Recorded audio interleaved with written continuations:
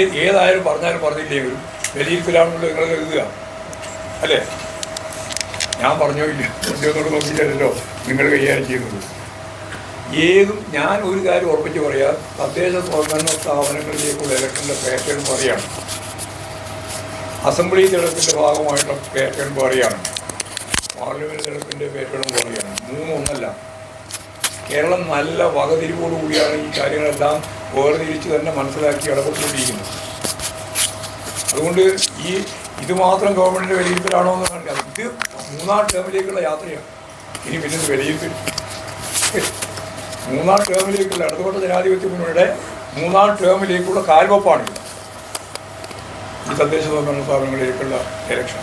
കഴിഞ്ഞ പ്രാവശ്യം ഇതുപോലെ തന്നെ 2-ാം ടേമിലേക്കുള്ള യാത്ര അങ്ങനെയാണ് പുറപ്പെട്ടത്. ഇവിടെ 1-ാം ടേം അവസാനിക്കുന്നതാണല്ലോ എത്രയോ കൊല്ലക്കാലത്ത് നമ്മുടെ അനുഭവം.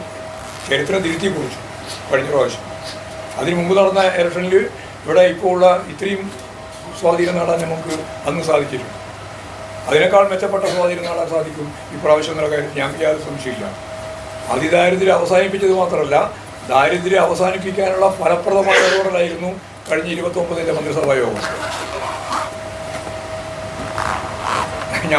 അതൊന്നും വിശദീകരിക്കാൻ ഞാനിപ്പോൾ കൊടുക്കണം, എല്ലാവരും നിങ്ങളുടെ മുമ്പിൽ എല്ലാ അനുഭവം കൂടിയാണ്.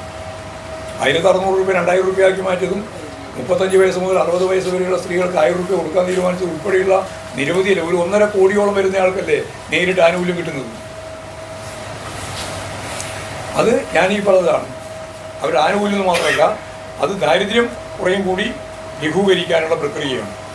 ആ പ്രക്രിയയിലൂടെയാണ് ഞാൻ പറഞ്ഞ 10-15 കൊല്ലം കഴിയുമ്പോഴേക്ക് ലോകത്തിലെ വികസിത അർദ്ധവികസിത രാജ്യങ്ങളിലെ ജനങ്ങളുടെ ജീവിത നിലവാരത്തേക്കാൾ മെച്ചപ്പെട്ട ഒരു നിലവാരം ഈ കേരളത്തിലെ ജനങ്ങൾക്ക് ഉണ്ടാക്കി കൊടുക്കാൻ കഴിയുന്ന തന്നെയാണ് നല്ല ആത്മവിശ്വാസത്തോട് പറയാൻ നമുക്ക് സാധിക്കുന്നത്.